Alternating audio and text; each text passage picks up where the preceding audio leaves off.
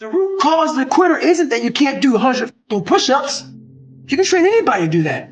The root cause of the quitter is when you get in hell, you can't process it. It's too much to process because your mind starts going back to the real reality of like, I'm not ready. I'm not good enough. It's not trained. So I started training this, realizing that the only thing that makes me quit is not the muscle fatigue, it's the mental fatigue that makes me quit everything in life. So I became a practitioner of the mind. The mind's a very powerful thing. It has a tactical advantage over you all the time. It knows your fears, it knows your insecurities, it knows where you don't want to go. So it will guide you away from that. And that's why the mind will always win until you reprogram it. It will always win until you fucking reprogram it. Because the mind controls you. Why is that? It's your fucking mind. It's your mind. Because all those things that happen to you in your life, all those bad things, all those things that you blame other people for, they're now yours to own. You gotta figure out a way to reprogram your mind to get outside the box. What would your life be like if you decided not to care what people thought of you? What would your life be like if you decided to give up some of your fears? What would your life be like if you decided to become courageous? There's no luck in this game, man. It may be a little bit of luck, but the luck happens after you bust your ass and you put yourself in that lucky situation. Luck doesn't happen. You put yourself in that situation where luck might fucking happen. And that's what people don't know. But to get there, luck ain't gonna happen. You have to put yourself in that situation, man. On all those bad days and all those days you don't want to do shit, you have to be your own motivator, your own coach, your own trainer, your own everything. So to do that, you have to come into work, and work is whatever your work may be, ready to go. And what that means is you may have failed miserably yesterday, but you come to work like, man, you just lost everything. How the hell are you this fucking damn motivated? Because this is what it takes. This is what the fuck it takes. You're setting goals you know you can reach. And when you do that, that fear, that insecurity, that doubt, that's where you grow. He's not getting that. You must always set goals that you think you cannot achieve. And in there you get better. Stay home. I think that so many people are so disconnected from themselves. They're operating on autopilot. They're reacting to their environment. That's the big thing, man. And that's why it was important for me to finally realize, stop being all these fake people I used to be. Stop being afraid. There was no growth until I cut myself down to nothing, to the person I really was, the real human being. And once I found out who I really was, that's when I started growing. I was trying to build on top of a lied, fucked up foundation. You can't build a house on a fucked up foundation. So I had to get down to the actual mineral soil of who I was, and that's when you can start real growth.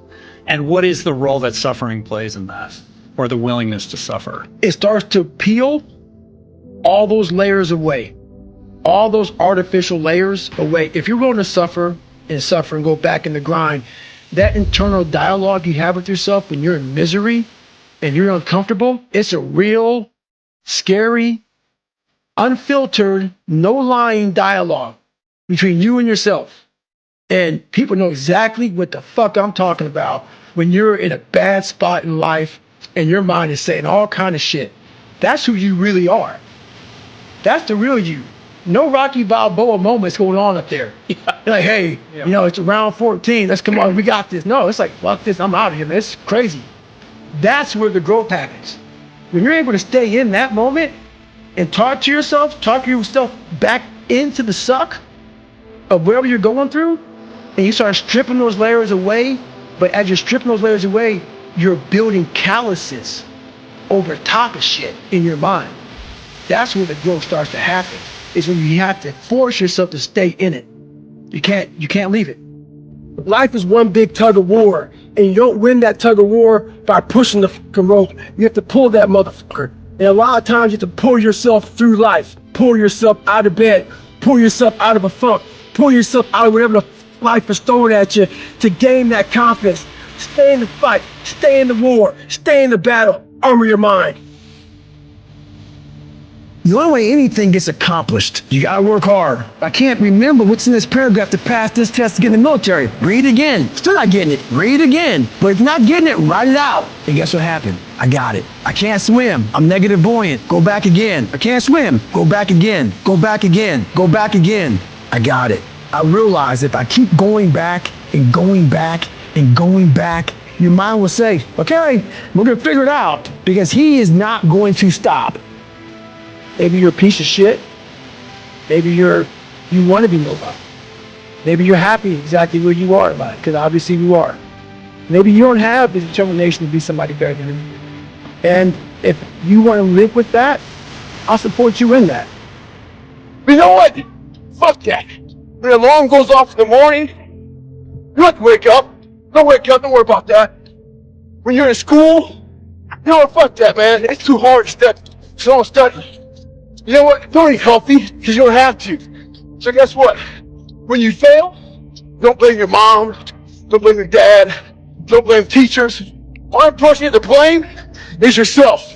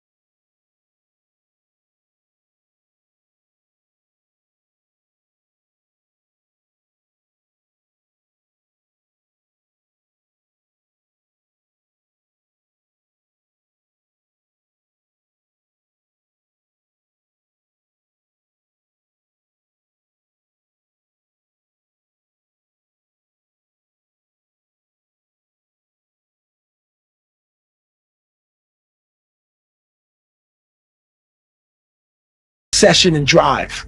Where people are like, what the fuck is wrong with this guy? I don't want to talk to you, man, because you're not going to get it.